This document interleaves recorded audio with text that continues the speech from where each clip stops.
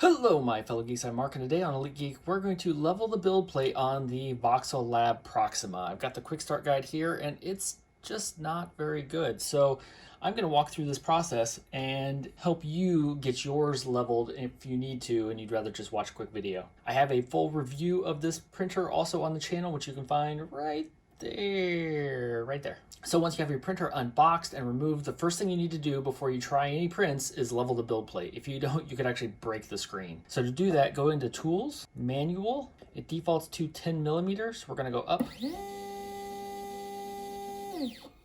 I'm gonna go up twice. So that now gives you enough height in order to attach the build plate. You probably will need to unscrew it like I am here. And it goes on.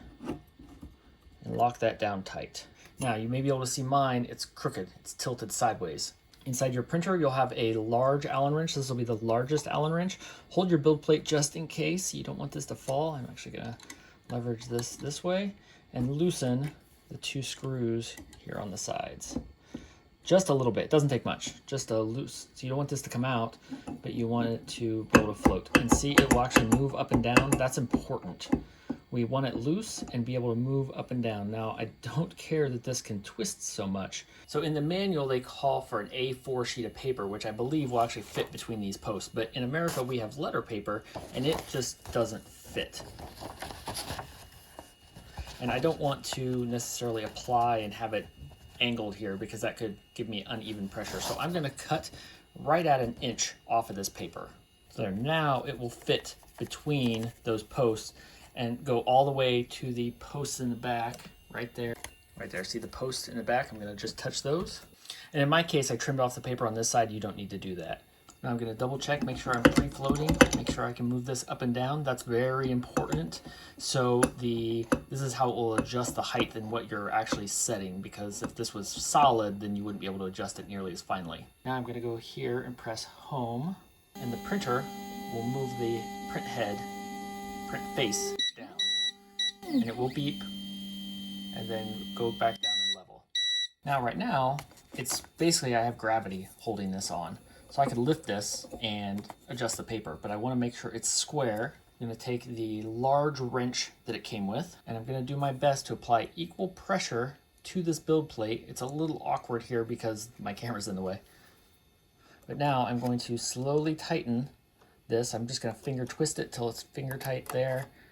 Finger twist that till it's finger tight there. And then I'm applying low, steady, even pressure to the paper as much as I can.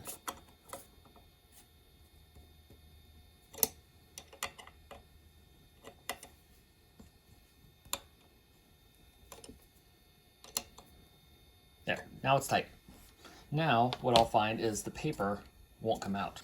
So I'm going to go back here and press the 0.1 millimeter button, go up 0.1 millimeter and test my paper, and that feels perfect. I can slide it out, but I can feel resistance. Now I'm going to take the slice that I had from before and make sure that it feels the same on both sides. Now across the center here, it feels all the same and all the way to that edge. On this edge, it feels a little extra resistance just in this corner, and I think it's because of the tape. I think the tape, I can actually see it bulged up just a little more there, and I think that's what I'm feeling. But I'm going to now print and try this, but so I think I'm okay with this. Now what I'm going to do is go back on the screen and then set z equals 0. So it asks me to confirm, I will confirm, and there we go. So now I have leveled this build plate, and hopefully it will work. If I do have a problem with it now, I will edit this video and redo it. But if you found this useful, leave a like and a comment down below. Make sure you check out the full review of the Voxelab Proxima, and there's lots of printing tips and reviews on this channel. Hopefully this one works out well. Until next time, remember, if you're going to be a geek, be an elite geek.